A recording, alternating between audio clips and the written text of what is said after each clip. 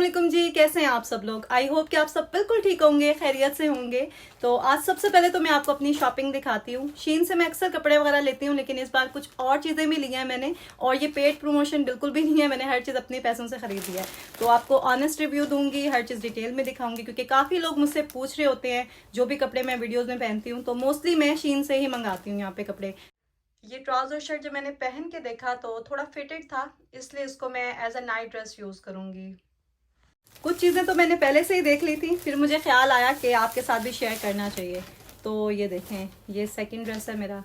अच्छा, हिजाब वगैरह भी मोस्टली मैं शीन से मंगवाती हूँ, क्योंकि क्वालिटी इनकी, अब जो मैंने हिजाब मंगवाए ना उनकी अच्छी है। जो पहले मंगवाए थे उनकी क्वालिटी मुझे बिल्कुल नहीं अच्छी लगी। शुरू में ठीक था क्योंकि स्टे करता था वो हिजाब, लेकिन जैसे मैंने उनको वॉश किया ना, वॉश करने के बाद उनकी हालत, उनकी शक्ल बिल्कुल बदल गई। आपको दिखाती हूँ, पहले ड्रेसेस दिखा देती हूँ, उसके बाद फिर सारी छोटी छोटी चीज़ें जो है ना वो दिखाती हूँ। तो ये देखेंगे, शर्ट है और कपड़ा जो है ना ये पता नहीं मिक्स सा ही कुछ लग रहा है, जैसे लिनन होती है ना उस तरह से ही है कुछ। मुझे इतना ज़्यादा पता नहीं है कपड़ों के नाम का। तो इनके कपड़े जो है ना, पहले जो मैंने मंगवाए थे वो इतने कंफर्टेबल नहीं थे, लेकिन ये वाले जो मैंने ड्रेसेस मंगवाए ना, इनका स्टफ बहुत अच्छा और कंफर्टेबल है। तो काफ़ी चीज़ें आपको पिक्चर से देख के आइडिया हो जाता है, लेकिन जब आप फील करते हैं, हाथ से टच करते हैं ना, तो फिर सही से पता चलता है किसी चीज़ का। इसलिए स्टोर से मैं मोस्टली बाय करती हूँ, लेकिन शीन से ही मैं जो ऑनलाइन शॉपिंग है ना कपड़ों की, वो करती हूँ। क्योंकि शीन पे जो कपड़े मिलते हैं ना वो इतने एक्सपेंसिव नहीं होते। ये जितने भी ड्रेसेस मैंने मंगवाए हैं, कोई $12 का है, कोई $15 का है, इससे महंगा कोई भी नहीं है। तो ये देखें जी, ये ट्राउज़र है। ये देखें, ये भी ट्राउजर शर्ट है, और इस तरह का सेम ड्रेस मैंने पहले भी मंगवाया था, वो पर्पल कलर में था। तो दूसरे चैनल पे ना मैंने एक वीडियो में पहना था, और बहुत लोगों ने पूछा भी था कि कहाँ से लिया आपने। तो शीन से लिया था मैंने, वो पर्पल कलर था। ये जो है ना लाइट कलर लिया मैंने, क्योंकि घर में पहनने के लिए ना ये कपड़े बहुत अच्छे रहते हैं, कंफर्टेबल भी हैं, वॉश करने के बाद भी ठीक रहते हैं। वैसे तो कपड़े बहुत है मेरे पास, लेकिन ईजी कपड़े जो होते हैं ना, जो ज्यादा यूज होते हैं, घर में पहने जाते हैं, वो इतने ज्यादा नहीं है। इसका डिज़ाइन थोड़ा अजीब सा था, लेकिन ओवरऑल ये मुझे अच्छा लगा आर्टिकल। और वो लोग जो हर तरह का कपड़ा पहन लेते हैं वो शीन से शॉपिंग कर सकते हैं, लेकिन वो लोग जो हर तरह का स्टफ नहीं पहन सकते, जिन्हें उलझन होती है, वो तो बिल्कुल भी ना लें, क्योंकि यहाँ के कपड़े जो है ना वो मिक्स ही होते हैं। कभी कोई अच्छा स्टफ मिल जाता है और कभी इस तरह का होता है कि पहनना मुश्किल होता है उन लोगों के लिए। अब मैं आपको जल्दी से अपने हिजाब भी दिखा देती हूँ, जो कि मोस्टली मैं शीन से लेती हूँ। अच्छा, सबसे पहले मैंने ये वाला स्टफ लिया था। पहले तो ठीक था, लेकिन एक दो बार धुलने के बाद ये देखें अजीब सा हो गया, और ये पहनने में भी ना इतना अच्छा नहीं लगता। तो ये जो स्टफ है ना, ये मैंने अभी रिसेंटली लिया था, ये मुझे बहुत अच्छा लगा है। क्वालिटी इसकी अच्छी है, प्राइस भी इससे, आई थिंक ये मैंने लिया था अगर $3 का, तो ये $5 का होगा। मैं मेंशन कर दूंगी वैसे प्राइस ऊपर ही ना, मुझे सही से याद नहीं है। और ये शिफॉन के हिजाब जो है ना, ये तो धुलने के बाद बिल्कुल ठीक रहते हैं। और बस ये कि ज़्यादा पिन्स लगानी होती हैं, वरना बिल्कुल सही रहते हैं ये वाले। ये कुछ छोटी छोटी सी चीज़ें हैं जो मैंने मंगवाई थी, जैसे ये वुडन कॉम है, यहाँ पे ये पर्ल वाली एक न्यू नेल पॉलिश आई थी, तो ये मैंने सोचा ट्राई करती हूँ। पहले भी मैंने एक पील ऑफ वाली मंगवाई थी नेल पॉलिश, तो वो भी अच्छी थी। और यहाँ पे ये एक बॉक्स है छोटा सा, जिसके अंदर मैं रिंग्स वगैरह रख लूँगी। ये बॉडी लोशन है। वैसे मैं स्किन केयर की चीज़ें यहाँ से बिल्कुल भी नहीं मंगवाती, मेरी फ्रेंड ने ट्राई किया था तो उसने तारीफ़ की थी। और ये स्टिकर्स हैं बच्चों के लिए। ये रिंग्स हैं, अगर आपने देखनी हो रिंग्स तो मुझे कमेंट कीजिएगा, मैं फिर किसी वीडियो में ना आपको डिटेल में दिखाऊंगी। ये भी और दूसरी ज्वेलरी भी जो मैंने पहले मंगवाई थी यहाँ से, वो भी दिखा दूंगी। अभी मेरी एक अपॉइंटमेंट थी डॉक्टर से, तो वहीं जा रही थी मैं। और ये बहुत ज़रूरी है हम सब के लिए कि हम रेगुलर चेकअप करवाएं, क्योंकि पाकिस्तान में तो ये ट्रेंड है कि जब कोई चीज़ हद से बढ़ जाती है ना, कोई बीमारी बिल्कुल बिगड़ जाती है, फिर ही जाया जाता है डॉक्टर के पास।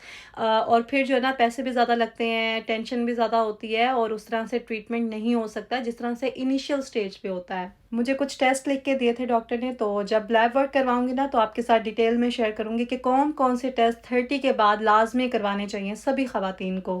खैर, यहाँ पे अली जो है ना फर्स्ट टाइम सैंडविच बना रहा है, तो पहले इसने पीनट बटर लगाया है, उसके बाद एवोकाडो के स्लाइसेस मैंने करके दिए थे वो इसने इसमें ऐड किए हैं, और ऊपर से सैलेड ऐड करेगा। तो ये एक बहुत ही हेल्थी सैंडविच है। और ब्रेड जो है ना ये मल्टीग्रेन है। किचन में अभी सारे बर्तन बिखरे हुए थे, इसलिए अली यहाँ पे सैंडविच बना रहा था, वरना मैं अलाउ नहीं करती यहाँ पे। और वैसे भी अमान ने क्लीन अप करना था अभी यहाँ से, तो इसलिए मैंने कहा कोई बात नहीं, बना लो। बच्चे आजकल पूरा दिन घर पे ही होते हैं ना, तो कुछ ना कुछ तो करना ही होता है उन्हें। और हम मदर्स के लिए ये बड़ा टफ़ टाइम होता है, क्योंकि हर थोड़ी देर के बाद इनको भूख लग जाती है और खाना भी कुछ अपनी पसंद का ही होता है इन्होंने। ख़ैर मैं कोशिश करती हूँ कि इनको हेल्दी चीज़ें दूँ, कभी फ्रूट्स मैं इनके लिए कट करके रख लेती हूँ, सैलेड बना लेती हूँ, वो भी बड़े शौक से खाते हैं ये लोग। अच्छा, वाटरमेलन का सीज़न जो है ना अब एंड हो रहा है, तो इतने अच्छे मज़े के नहीं होते, बस ये है कि एक हेल्थी ऑप्शन है, किसी और स्नैक्स से तो बेहतर है। पैकेट स्नैक्स तो मैंने बहुत हद तक कम कर लिए हैं बच्चों के, अब मैं ज़्यादा लाती ही नहीं हूँ। स्पेशली मीठा जो है ना, अली को तो क्रेविंग होती है मीठे की, तो इसको फिर मैं इस तरह की वीडियोस दिखाती हूँ यूट्यूब पे, जिससे फिर उसको आइडिया होता है कि कितना नुकसान देता है ये मीठा, और शुगर जब हमारी बॉडी में जाती है तो होता क्या है। मुझे खुद भी मीठा बहुत पसंद है, और ये ऐसी चीज़ है जो मैं क्विट नहीं कर सकती। मतलब बहुत बार मैंने कोशिश की है, 2 से 3 दिन तक मैं होल्ड कर लेती हूँ, लेकिन उसके बाद कुछ ना कुछ ऐसा आ जाता है मेरे सामने कि मेरे लिए जो है ना उसे रेज़िस्ट करना मुश्किल हो जाता है। एनीवेज़ अभी मैं आ गई थी ग्रोसरी करने के लिए, तो हैदर बाहर गाड़ी में ही थे और जल्दी से जो है ना मैंने जो भी ज़रूरी चीज़ें लेनी थी वो ले ली थी।